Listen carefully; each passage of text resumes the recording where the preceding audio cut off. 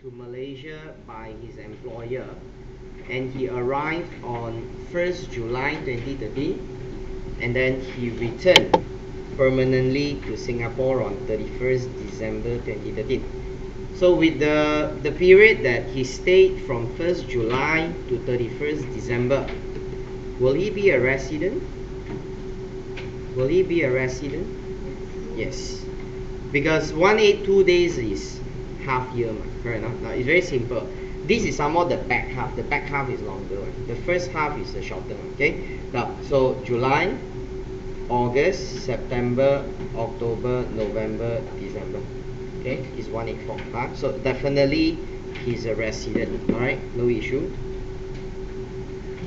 Lawrence is a resident. Okay.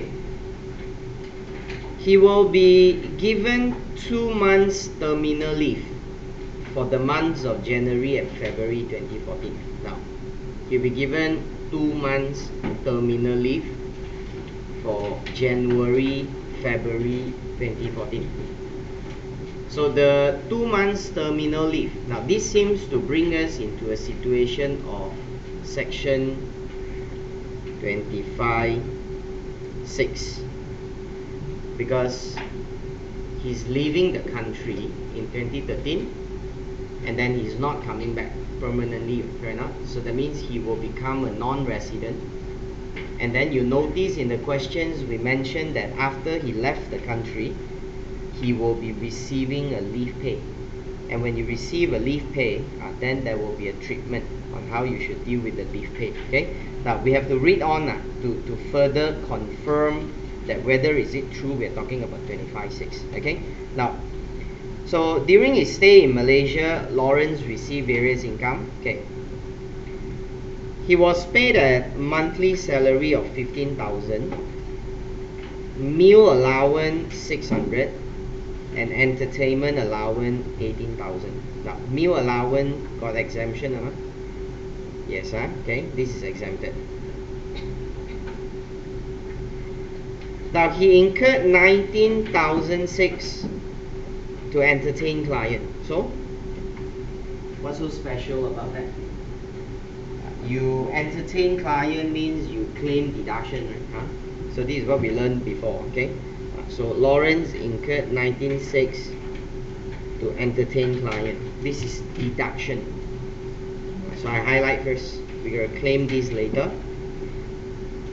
He will be paid 2 months leave pay at his monthly salary for the month of January and February 2014. He contributed 10,560 to the EPF. Okay, 10,560 to the EPF. So that's relief lah. So that's why I highlight with blue so that we don't forget. And then no election was made in respect of 25(6), which means it's true. That there is a 25(6) element. Okay, so if there's no election has been made about 25(6), then what will be the treatment of the leave pay? Now, usually we know, now we are talking about 2013 and 2014 leave pay. Okay, 2014 leave pay.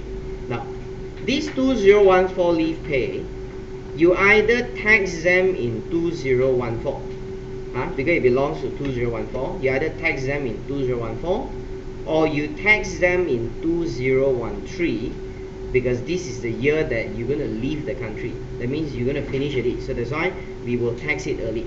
Now, whether or not you will tax this in 2013 or 2014 will depend on what?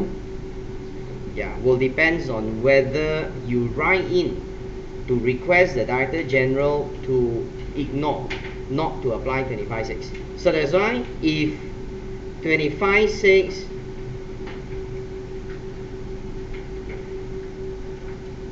does not apply, then it will be YA 14. Okay, now how to make 25(6) does not apply? That means you must write in to request. Okay, so he must write in to request. Now, if you don't do anything, correct? If you don't do anything and you don't write anything, you made no request, that means 25(6) will apply. So if nothing is done, 25(6) applies. Okay, if 25(6) applies, then you assess this in 2013. So again, now the question said what?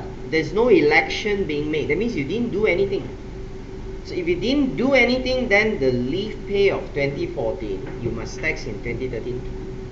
So this is what happened. So you must tax the leave pay.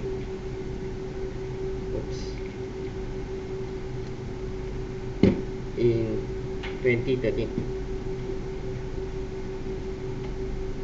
Right, move on. Okay, he was then provided a second-hand car, 6 years old, purchased at the cost of 180,000. Now this car was new, when new, was 390. The petrol cost was 4,006 was paid by the employer, and initially Lawrence employed his driver at the monthly salary of 1,005, which was reimbursed back by his employer. Now they mentioned that he employed the driver and then he reimbursed back, correct? Not? So that was his driver and then he reimbursed back. Okay, so that shows this is 1318. Correct. You spend the money to employ your own driver and you claim back, so that's 1318. But then he said that he was assigned a driver from 1st October onwards. So when he was assigned a driver, that means he's getting a driver as a benefit already. Right now? Now that's 13(1)(b).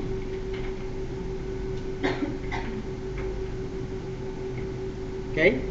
Right. So the car, if nothing mentioned about the method, then you're going to use prescribed value. So when you use prescribed value, you must look at the table and you must follow which one? The actual amount paid by the company or the cost when the car is new. You must look at when the car is new. So you must use 390. But of course, when the car is already 6 years old, what do you do with the value? Yeah, you take half of the value. Okay. Alright, now then the cost of petrol. Now petrol, you don't have a prescribed value. You have to use the actual amount. But the 4,006 is so small, you're going to get exemption. So the entire 4,600 will be exempted. Okay. He was then given a mobile phone at a cost of 2,005. And the employer registered a line with Maxis where he paid in total 840 for the bill. Now, so he was given a phone. So assuming that now he give you a phone, that means you got the phone for free. Okay, so a free phone is an asset, right? So it's 13(1)(a). But the line was registered by the employer. The line was registered by the employer, so it will be 13(1)(b). Well, anyway, you don't tax, correct? No? It's going to be exempted. The phone and the line will be exempted. Okay, but just that you must know where to put. Because it's like last exam, you must know where to put. If not, your answer won't get marks. Okay. Now, during the year, he fallen ill, and instead of seeking medical treatment from the hospital, he resorted to traditional medicine provided by a certified practitioner. Now, if it's a certified practitioner, then it's exempted. Okay. So this will be exempted. Medical benefit is tax exempt. Now, the company paid 2,009 for such treatment, and during the stay, he was given accommodation in a hotel. Hotel is what? Special accommodation, right? So the rule is, yes, 3% of 13(1)(a). Okay. All right. Now during his stay, he obtained works to do translation from the Ministry of Health and the Ministry of Education. Ministry of Health got exemption? Gone up. Just now you just see it. Gone up. Ministry of Health don't have. Okay. This one don't have. There's only two parties you get exemption, MOE and AG. Okay. Now this Ministry of Education, yes, exempt up to 12,000. Now Lawrence wrote 2 titles, okay, and those books were published, and he's paid a royalty of 30,000. So this is royalty from publication, okay, which is exempted 20k. And for that publication, he incurred 4,003 to do proofreading. So these are expenses wholly exclusive to produce royalty income, because you need someone to check the book, read through, see got mistake or not. So it's wholly exclusive for publication of the book. Okay, so you can claim this, right? Okay, interest wise, now he deposited 80,000 in a fixed deposit with public bank. Now individual interest from bank will be exempted, so no issue. Okay, now then he lent 30,000 to his colleague on the 1st July 2013 at an interest of 10% per annum for 6 months. Then this one you must tax. Okay, he also acquired non-convertible loan stock of Pineapple, which is a company listed in Pusa, and during the year he received interest of 1,001 from such loan stock. Now this I think I must add a point to make it clearer. Can you add for me? Okay, just say that this is approved by the Securities Commission. Okay, now logically it must be approved lah. If not, you can't be listed there. Okay, but you just add it on. Okay, so a company that is listed in Pusa, that the loan stock is non-convertible and is approved, the interest is exempted to this individual. So this interest is exempted. Now he also get 2,004 of interest from convertible loan stock. This one you don't need to see it, correct or not? The moment you see that the loan stock is convertible, then this 2,4 will become taxable. There's no exemption for anything convertible. Okay, so you tax this. And he received single tier dividend from Octagon, and he has some shares in Singapore that he also have dividend and he remitted. Now I don't care, all dividends in exam will now be exempted as well, so it's all tax exempt. Okay, Lawrence bought a house in Johor for 500,000 on 1st February 2013, and now he spent 1,000 to advertise the house for letting purpose, and found a tenant on 1st of May 2013. Now, so the house you just acquired 1st of April. Okay, so he is now advertising to look for a tenant. That means this advertisement cost is what? Is first time, right? For the first client, so this is initial, which means you won't get an so you won't get a deduction for the 1,000. And you only find the tenant. The tenant is found on 1st of May. Okay. Now, however, for 3 months, from 1st July to 30th September, the house was not let out due to renovation. Now, so the commencement date of the rental source is when? Yeah, this is 4D, right? There's nothing mentioned about maintenance support now. So this is 4D, it's an investment rental. So the commencement date is 1st of May. But then you rent halfway, there are 3 months that you stop renting because you need to renovate. Is this an issue? This is not an issue. This is a temporary cessation, correct or not? If you have no rental because of renovation, it's temporary cessation. That means during the 3 months you got no income. Okay, you have no income, but you can continue deduct expenses. Okay, now so the rental is 3,000. The loan interest until end of the year for the whole period is 8,008. Now the renovation is 250,000, which is capital. Okay, improving the property, which is capital. Quick rent assessment for the period ending, so until the end of the period is 2,530. Okay. Now he had a life critical illness, so life insurance, 2005, and he bought a new laptop, 4,006. And medical expenses 23,000 for his parents in Singapore. Okay, Singapore. Okay, where the treatments were taken in Singapore. Now, can you claim relief then? Cannot, right? This one there's no relief.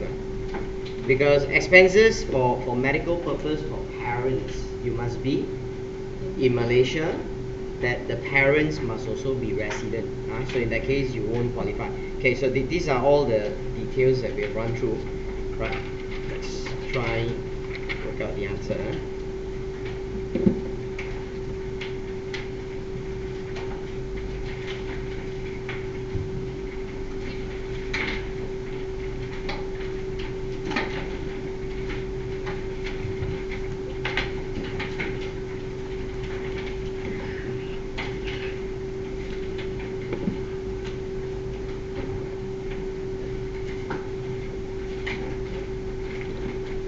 Okay, so you begin off with 4B, okay, employment.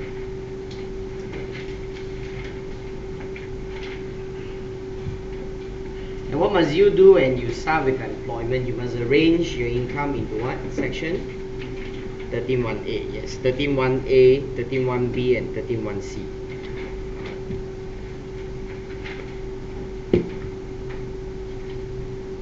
This is not a lot, it's just pretty short, so you can just go straight. Okay, the first one is the salary, which is told as 15,000 a month. Right, how many months? 6, exactly, because you start in July, okay? 90. Right, followed by meal allowance, which is exempted, so put a nil, exempted. Right, and the attainment allowance 18,000. Now the leave pay for 2014 because of section 25(6). So 2 months of leave pay, that means it's 15 times 2, so 30,000.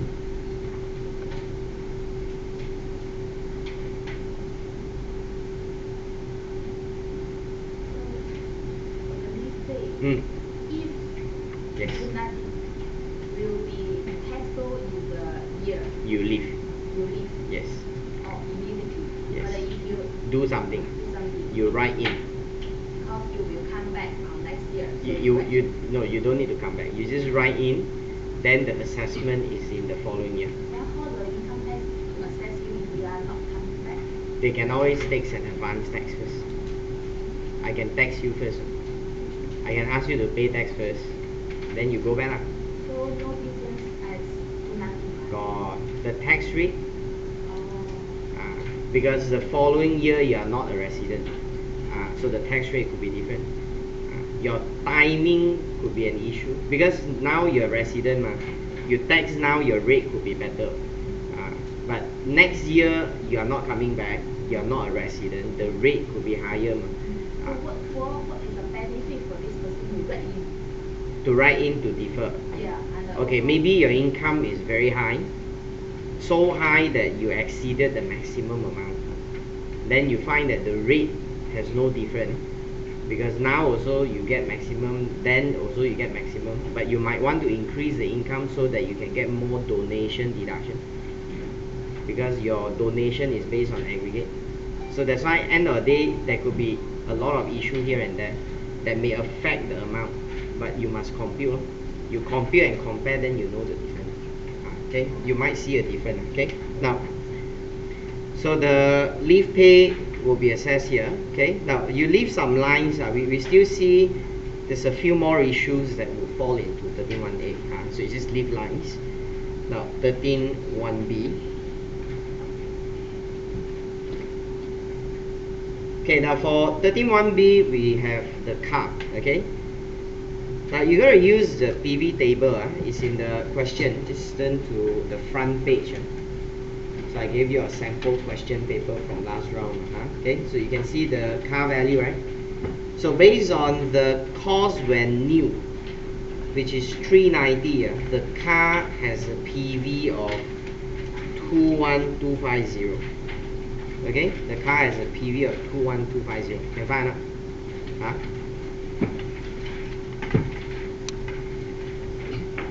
Can I? Okay. Then the car is more than 5 years old, so the value is reduced by half. Okay. Now the employment is only for 6 months, so the value is again time apportioned into half.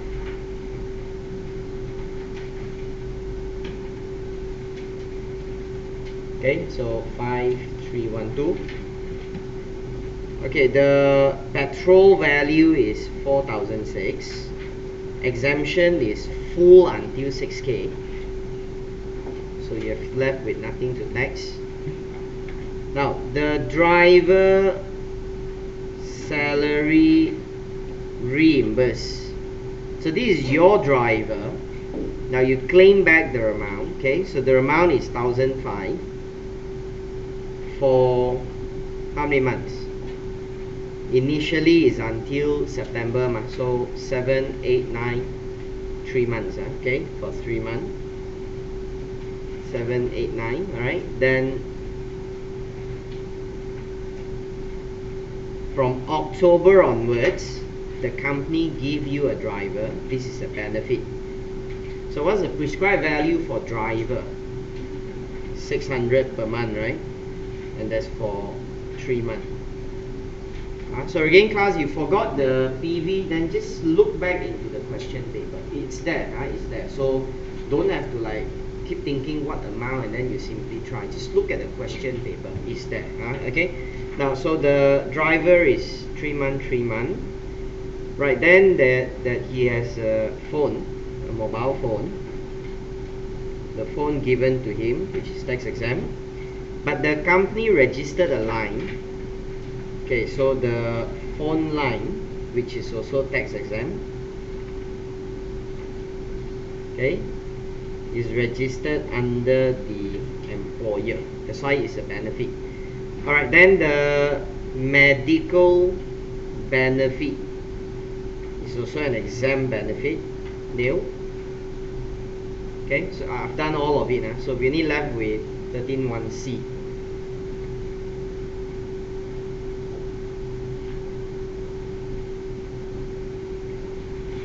Right, so for hotel accommodation, we take 3% of 13.1a.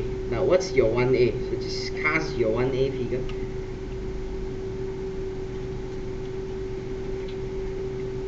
So it's 142,500. Okay, 142,500. Now you look at your 13.1a. You just tell me that based on that 13.1a you see, this is for a basis period for how many months? How many months that you're working? 6 months. Okay, it's already 6 months. It's from July till December. Now this hotel that you're staying is for how many months? From the day you start until you leave, correct or not? Which is also for 6 months. Then do I need to time apportion? Don't need, because the value of 1A is already 6 months. So the 3% of 6 months is equal to 6 months. Now you only time apportion unless you see that the 13.1A is 1 year. I've been working for 1 whole year, but my hotel is only 6 months, and then you time apportion. Okay, so in this case, you just take the whole 3% of 142,500. Okay, 142.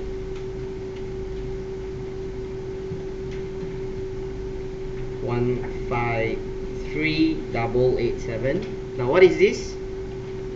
So all the income total, you call it as what? Gross. Yes, gross. Okay, now there's the gross income. And what do you do after you get gross? You minus with the, yes, with the expenses. And how many expenses you see here? For this one, employment, how many? Just one only, which is the entertainment. And how much is that? 19,006. Can I minus 19,006? Entertainment expense. Can I? Cannot. There's a rule by section 38A, correct or not? That restrict to the maximum of your entertainment allowance. So the most you can claim is just 18,000. Right, so 153,887, 135,887. Now that's the adjusted statutory income. Okay, so 4B done already. Right, now 4C. Follow sequence, right? So now we have 4C. Okay, now I'm going to show one by one all the interest, so at least you know which one I take, which one I don't take, why. Okay, so 4C. Now the fixed deposit interest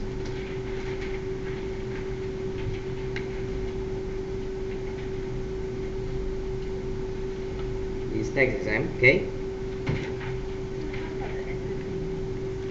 the entertainment minus the year. Okay, now the fixed deposit interest nil. Okay, then the interest from your loan to colleague. Now 30,000 at 10%, but for 6 months. Okay, so 1,005. Right, from Pineapple loan stock, it's exempted as well. From Banjo convertible loan stock, that one got no exemption, so 2004.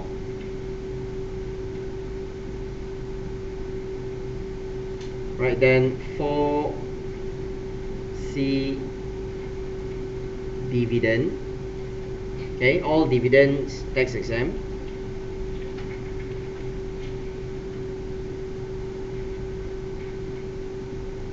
Okay, now we have 4D rental. So now rental, we gotta compute how much is the amount. So the rental income is 3,000. Okay.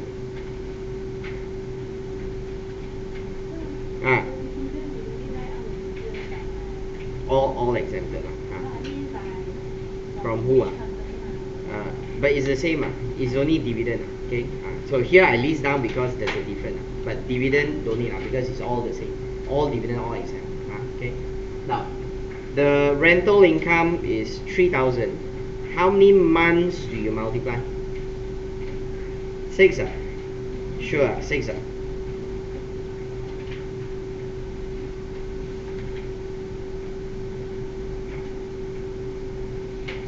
How many months? Hello?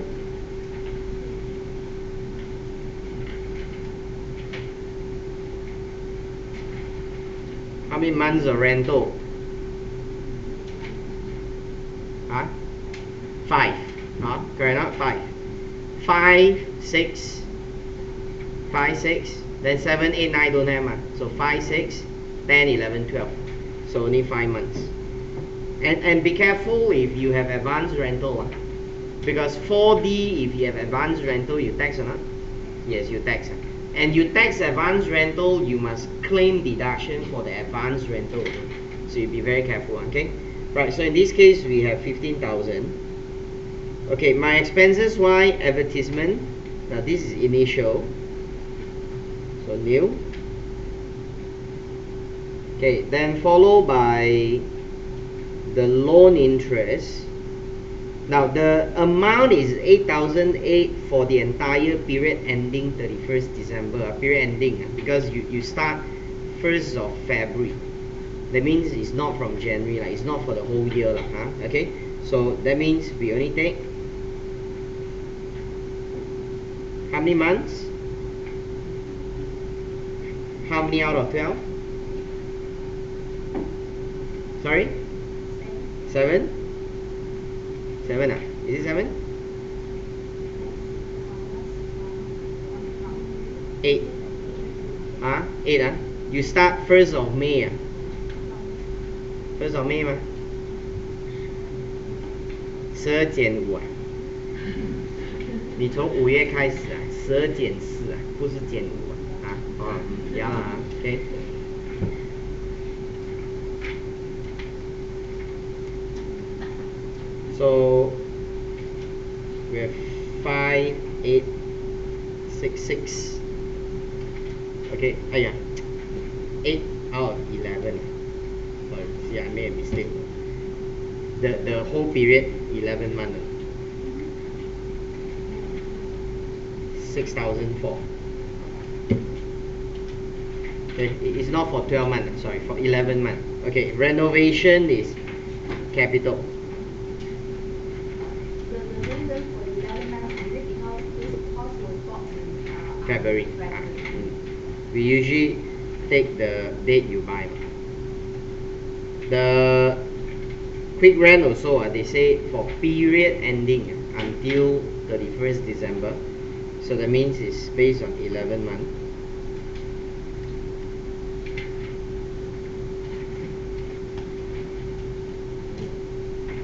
Right, so this is adjusted as well as the statutory income.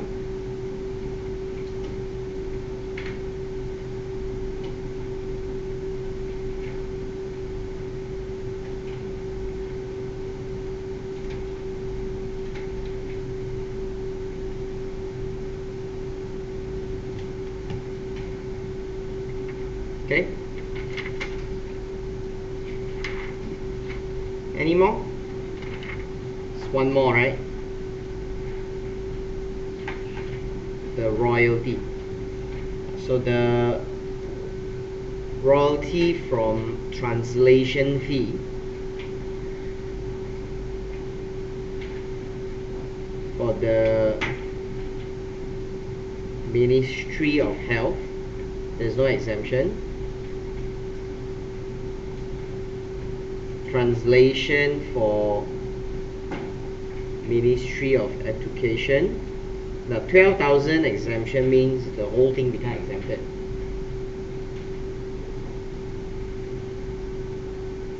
Then for his publication, this exemption up to 20.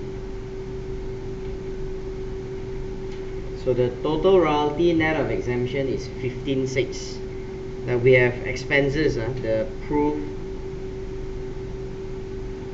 reading 4,003.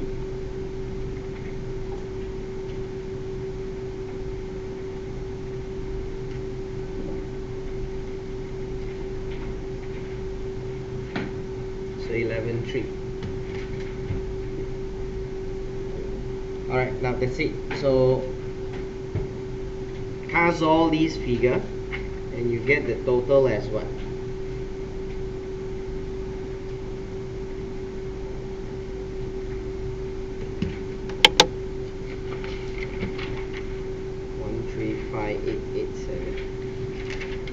$1,587,847. And what do you call these as? Yeah, aggregate. You call it as aggregate. And what do you deduct after aggregate? Donation. But before donation, usually the first thing is what? Yes, the current year business loss, which he has none. He does not have a business, so there's none. Okay, then you minus donation. Got donation, don't have also, so the aggregate become total. Okay, and being a resident is entitled to personal deduction 9,000. Now the EPF and life insurance maximum 6,000, right? Okay, then it's computer maximum 3.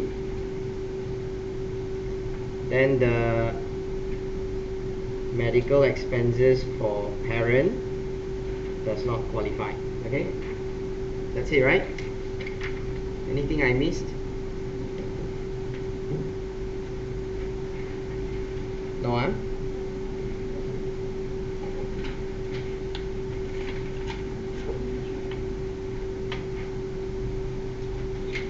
Okay. Okay, so the chargeable income will be 139,847. So you refer to your tax rate on the first 100, the next 39,847. Okay, 13850, 26%.